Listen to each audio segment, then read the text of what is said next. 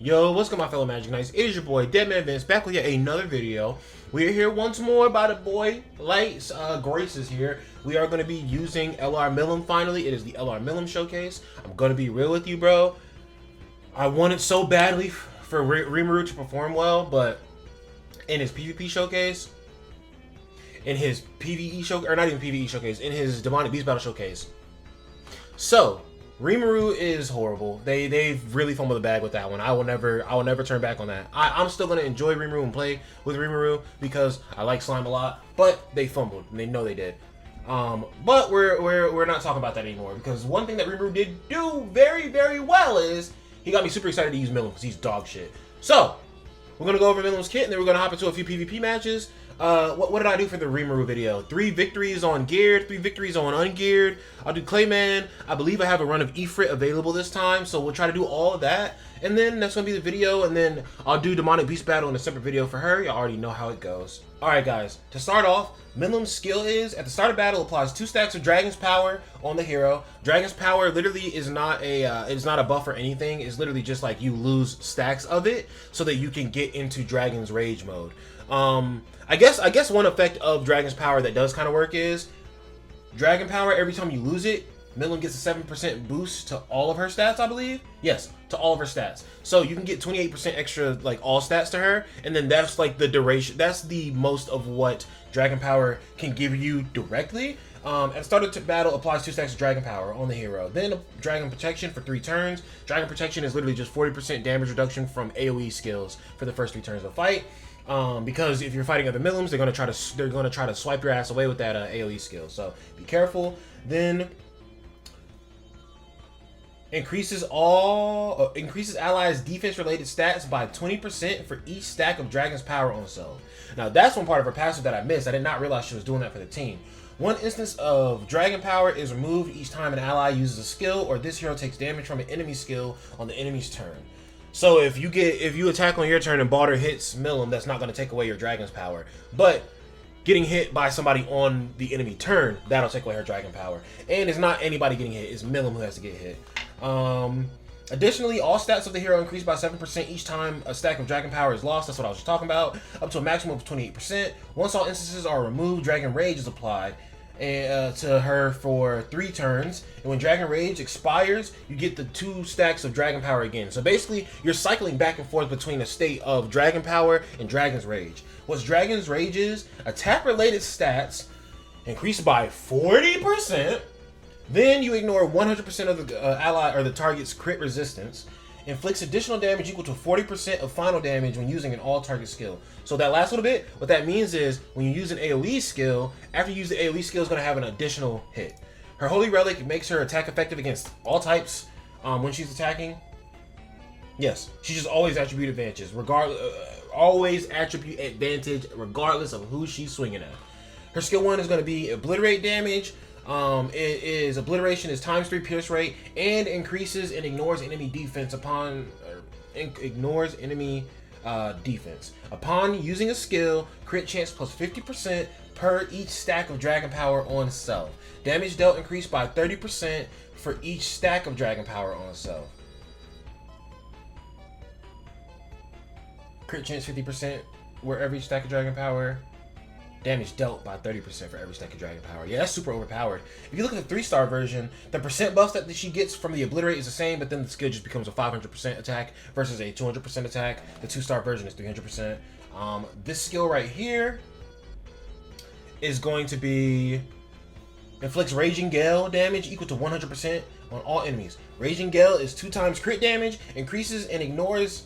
Or no, 2 times crit damage increase, ignores enemy resistance, skill damage dealt plus 50% if Dragon Rage is effective on self. So that's the area right there. So if she doesn't have Dragon's Rage, or no, if she has Dragon's Rage, she gets an additional attack at the end.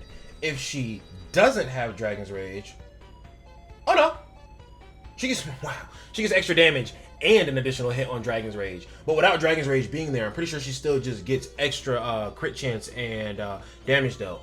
So then her ultimate is going to be Drago Nova. It could have just been like Draco Nova or whatever.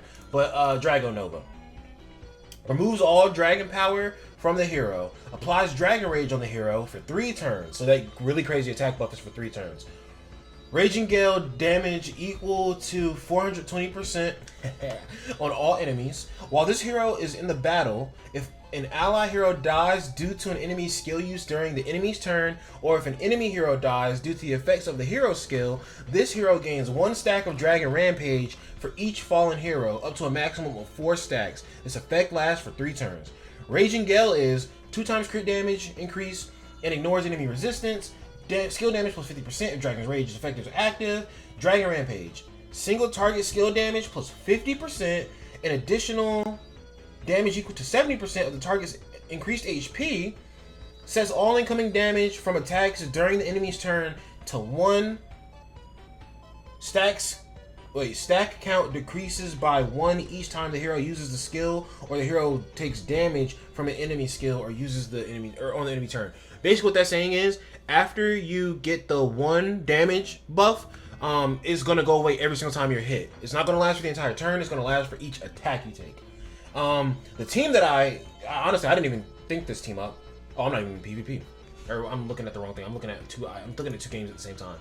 The team that's set up right here is Milim, obviously. We have Gotha for rank ups. We have Nanashi because he is like one of the best damn backlines in the game. I'll level with you. I do not know why Nabarel is here.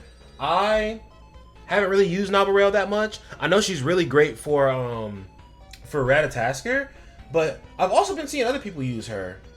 Let's see. Does she buff everybody based on how many debuffs everybody has? Give me 1 second. I'm gonna look up Nabarel and then I'm gonna come back. I see. Nabarel is here because her shocks give, if she shocks enemies, it gives extra basic stats, and she gives 10% basic stacks for every unknown. Yeah, that's kind of busted. Okay. I'll see y'all in the first match then. Here we are with our first team, Gother, Sabanak, and Milim. Oh, they go first. Let's see how we do. Very concerned. This is definitely clinched butt cheek territory. Okay. Milim is about to try and scatterblast me immediately here.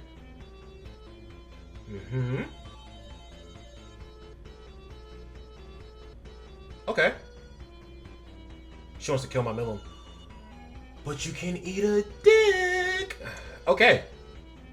Milim, not dead at all. What is that debuff? I can't use, Huh? Can I not use AoE?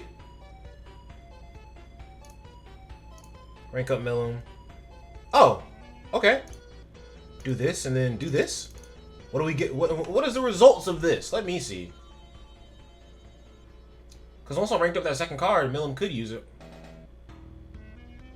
Not dead, obviously, but she's dying from the AoE, I'm certain. And luckily, their Milim didn't kill anybody on my team when she did her thing. Okay, I was about to say, there ain't no damn way that Sabanak survived. But yeah, okay, Sabanak's gone. Gother's cooked. And that Milim is coming back with a vengeance. But my Milim can't die because Sabanak just died. Or my Milim can't take damage for one time this turn. What is happening? Oh, I'm watching a screen share here. I was like, what the hell? Okay, what does the Milim do? He's gonna do a 3-star AoE, I imagine. No, a 3-star single target on my Milim. You're a Dumbo! Okay, Gotha just drops dead. Guys, that's crazy. That's crazy, bro. I came into the fight, I was lower CC, and I still won. I guess a lot of people still don't know how to use Milim, really. But that is 1 Milim win screen there. Guys, this is not the same as the Rimuru video. There should be Milim win screens galore. Let's go ahead and jump into the next match. All right, guys, who we up against this time? Oh, a demon team. Okay, wonderful. Oh, dude, you're only 185k. I feel kind of bad, but like, not bad enough. Okay, yeah, that doesn't count. We'll find another match. All right, guys, this time we're going against a Rimuru, Milim, and Sabanak. Not bad. I guess they're trying to like hold on to some inkling of hope and try to make Rimuru look good, even though that's not going to work how they want it to. Let's do this, and then let's do this. A 3-star AoE guaranteed is screaming everybody on the enemy team right now. This is so brain dead, bro. This is what I was waiting for yesterday when I was using Rimuru. Dodge food. Yeah, I'm not stupid, dum-dum. But can you eat this 3-star, though? Ooh, that was rough, huh? Are you? I was about to say, do you want to keep fighting or? Okay. This is this is going so fast, bro. Like, what is this? This is ridiculous. I guess I'm doing more than 3 matches because like this is going by way too fast. All right, let's go to the next game. So like most of the Grand Cross YouTubers I watch, I feel like this is the point where they're like, okay, bro, I feel like this is the point where they just start going into fights and like quitting maybe and trying to find that one really strong enemy, and it just never works out that way. Let's do the AoE and then do this AoE, and that's GG.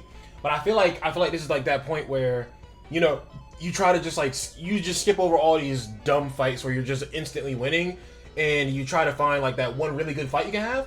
Low key, I feel like the really good fight for me was the first fight because I went against the Milim team and I literally had to go second because I wasn't stronger than them. So okay, this literally, bro, Percival and demons and humans. That is the only reason why I wanted Rimuru, to let y'all know. Like, that was my main reason.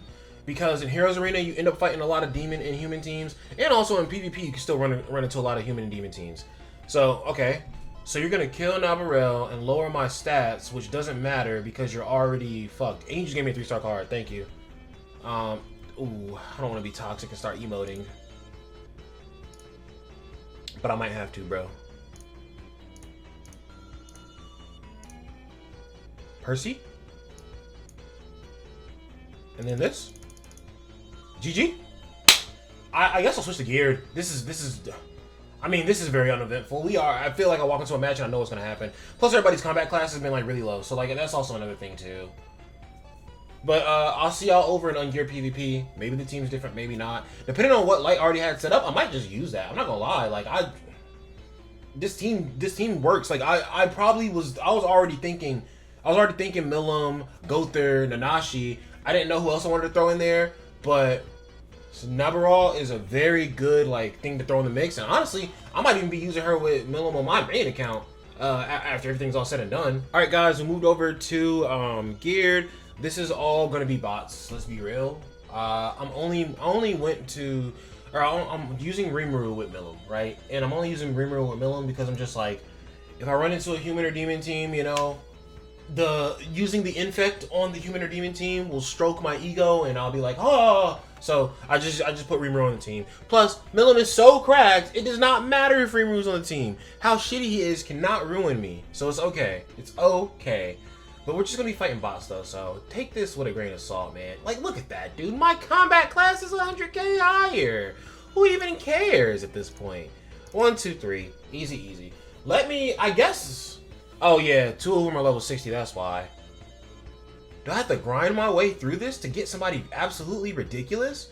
I might have to. I might be back in a little while, Magic Knights. I might try to, I don't know. I might try to shoot up into the ranks. If somebody pulls up and they're actually strong before I get up to that crazy level, and you know, maybe I show that off, but like, Ungeared PvP does not really work too well. Because this man Light is strong as hell, but like, Ungeared PvP is like super, it's useless, dude. Who cares about PvP coins versus diamonds? Let's be real.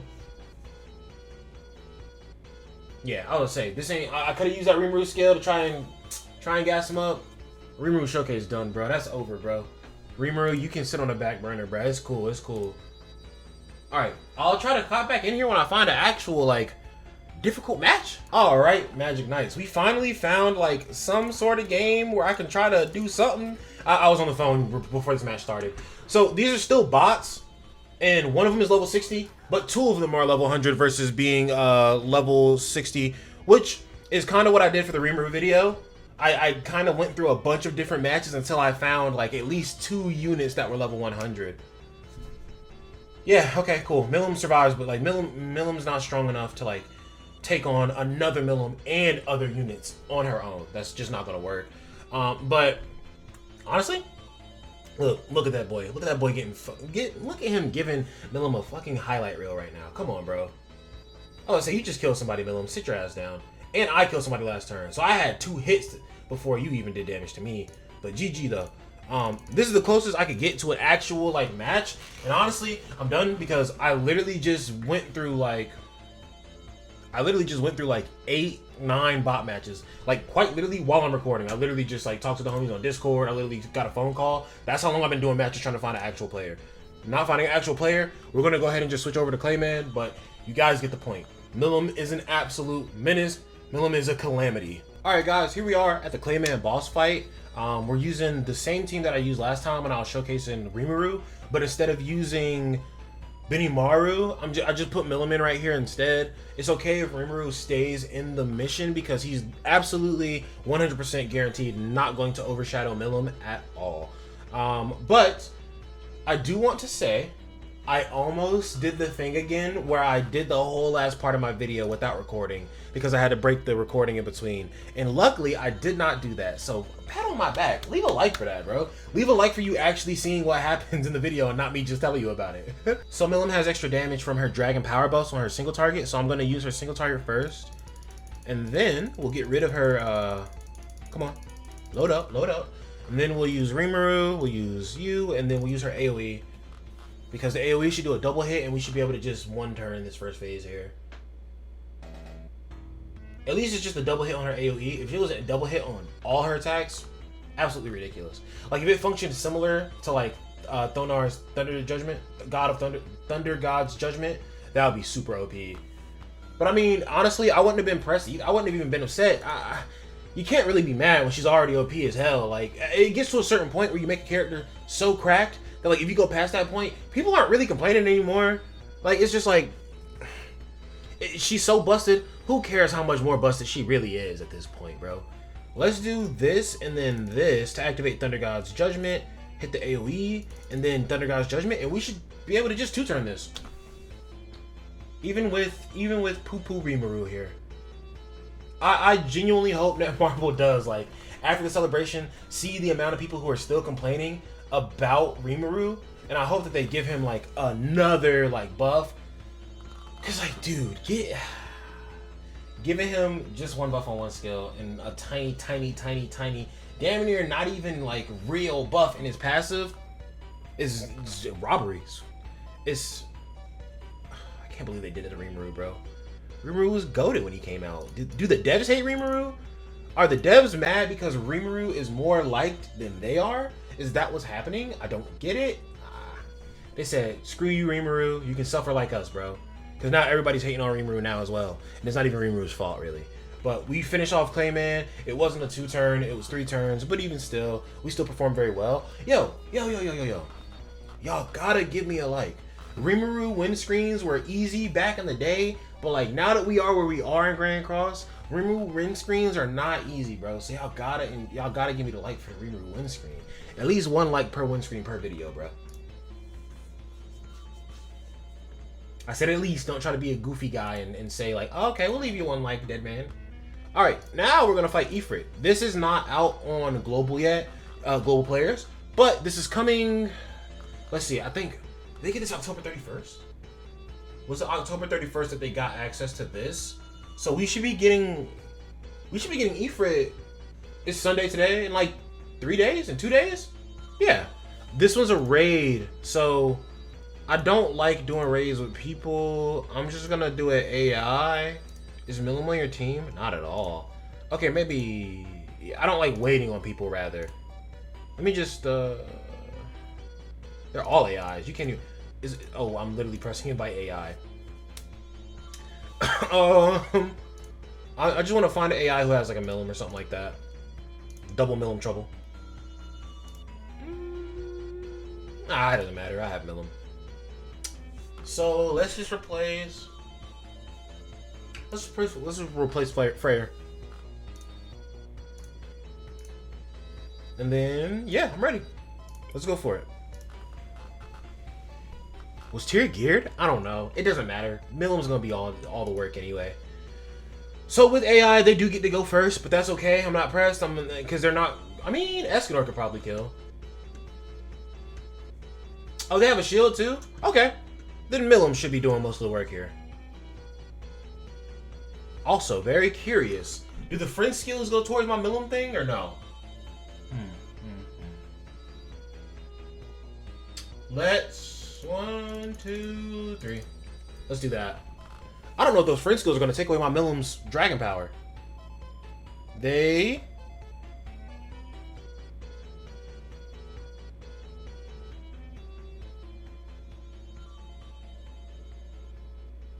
No, they actually soloed, huh? Even with the shield, it didn't matter. So Milim still has dragon power. So Magic Knights, note, whenever you're using Milim, if you ever use her in a deathmatch of any sort, if your allies, like the friend that you're playing with, if they use skills, it does not go towards Milim's dragon power. Keep that in mind. I'm just spamming single targets, bro. Y'all didn't even get to see Milim do anything for real, for real. The power of AIs, man.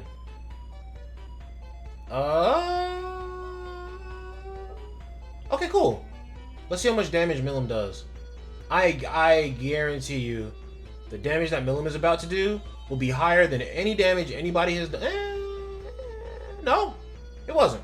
She didn't get to build up though. She literally has not lost a dragon power yet. So she's at 213k. But that kind of sucks. Ifrit kind of sucks for showcases because I use AIs and you can't really get your turns out before the AI, and the event's so old that like it's just outdated. So it's not going to be a struggle anyway. But guys, that's just going to wrap up the Milim video. I tried to put her in as many places as I could to literally give you some form of like, oh, I'm looking at Milim for like 2 minutes, and over the 2 minutes, like, no, bro, it's 10 seconds. 10 seconds, scatter blasted. Everything in her way, gone, scatter blasted, dead. But hope you guys enjoyed the video. If you did, go down below and like the video. If you didn't like the video, then get out of your mom's basement and go touch some grass. Peace out, though.